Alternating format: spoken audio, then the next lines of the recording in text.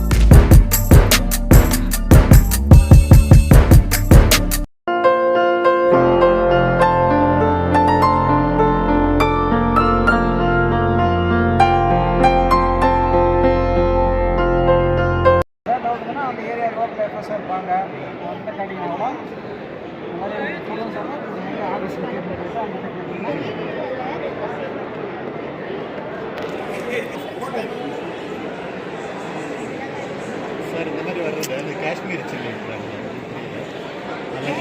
ரெண்டாக இருக்குது. செல்ல மிளகாலாம் இருக்குல்ல, செல்ல மிளகா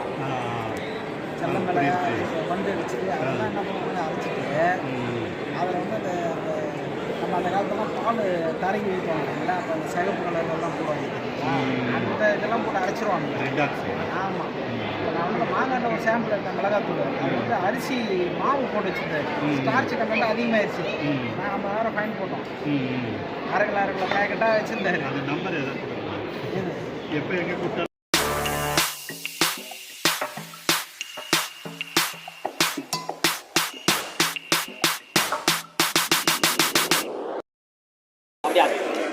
அத்தனை முளைக்க வச்சது ஊட்டச்சத்து பெருவாடுங்கிற எந்த ஏழு வீட்டில் வராது.